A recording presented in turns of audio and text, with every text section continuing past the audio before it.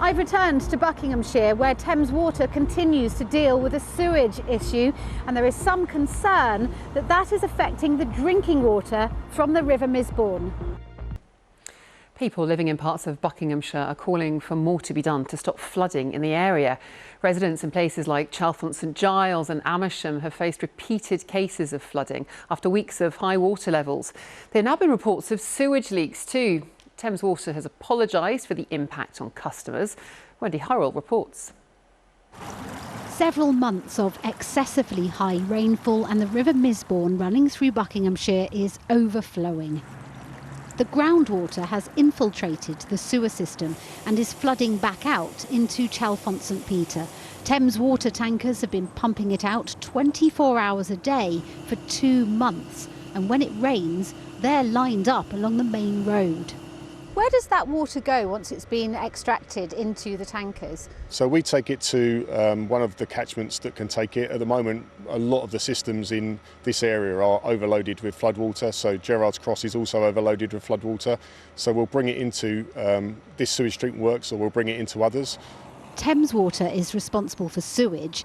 Affinity Water provides the drinking water, usually taken from the Misbourne, but they've stopped extracting from the Chalfont St Giles borehole. Is what's happening there polluting our drinking water? As a precaution, as you say, for water quality reasons, I believe they've shut down some of their sites. Whether or not that's been caused by the flooding, or whether that's been caused by the sewage that we're having to discharge into the river as a result of that flooding, it's hard to say at this stage. That's something we'd have to review in the future.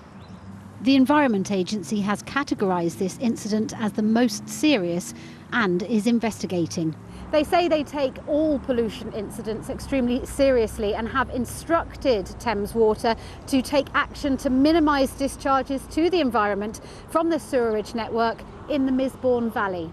Clearly this is going to be a continual problem as the climate changes.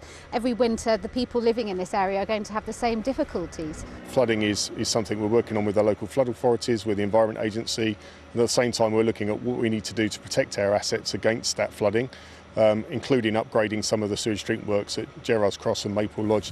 Which needs investment and will mean our bills going up, which Thames Water is negotiating with Ofwat. Campaign group We Own It is calling for customers to put pressure on those regulators. Write to them and say, yes, you must have justice for the public. Don't let them hike our bills and make us pay for their mess. And don't let them get away with polluting our rivers and seas. Let's hold them to account on the principles that water should be run by, which is for people and planet, not just for profit. For now, investment isn't keeping up with the situation in the Misbourne Valley. Wendy Hurrell, BBC London.